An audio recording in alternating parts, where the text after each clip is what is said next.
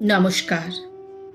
আমার নিবেদন বিশ্বকবি রবীন্দ্রনাথ ঠাকুরের হারিয়ে যাওয়া ছোট্ট আমার মেয়ে সঙ্গিনীদের ডাক শুনতে পেয়ে সিঁড়ি দিয়ে নিচের তলায় যাচ্ছিল সে নেমে। অন্ধকারে ভয়ে ভয়ে থেমে থেমে হাতে ছিল প্রদীপখানি, আঁচল দিয়ে আড়াল করে চলছিল সাবধানী। আমি ছিলাম ছাতে, তারায় ভরা চৈত্র মাসের রাতে।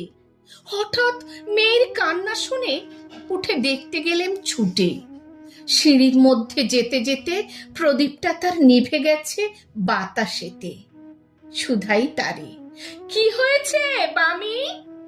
সে কেঁদে কয় নিচে থেকে, হারিয়ে গেছি আমি। তারায় ভরা চৈত্র মাসের রাতে ফিরে গিয়ে ছাতে মনে হলো আকাশ পানে চেয়ে আমার বামির মতোই যেন অমনি কে এক মেয়ে। নীলাম্বরের আঁচল খানি ঘিরে দীপ শিখাটি বাঁচিয়ে একা চলছে ধীরে ধীরে। নিপ্ত যদি আলো, যদি হঠাৎ যেত থামি, আকাশ ভরে উঠতো কেঁদে, হারিয়ে গেছি আমি। নমস্কার। নমস্কার বন্ধুরা, আমার নতুন ইউটিউব চ্যানেল মনের খেয়ালেতে সবাইকে স্বাগত। আমি মধ্য 40-এর সাধারণ এক গৃহবধূ। 25 বছর ধরে সংসারের ঘানি টানতে টানতে আমার ছোটবেলার বিভিন্ন পারফরমেন্সগুলো স্মৃতির আড়ালে চলে গেছে।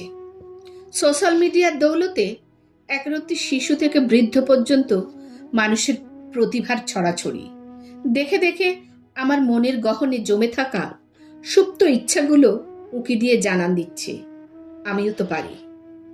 সেই আত্মবিশ্বাসকে পাথেয় করে আমার মনের খেয়ালে যেটাই আসবে, তা ছড়া, কবিতা, গল্প কিংবা রান্নাবান্না যাই হোক, সেটাই এখানে সুন্দরভাবে উপস্থাপনা করার চেষ্টা করব। আপনাদের যদি ভালো লাগে তাহলে এই চ্যানেলটিকে অবশ্যই সাবস্ক্রাইব করে লাইক, কমেন্ট ও শেয়ার করে আমার আত্মবিশ্বাসকে আরো মজবুত করার চেষ্টা করব, এই আশা রাখি।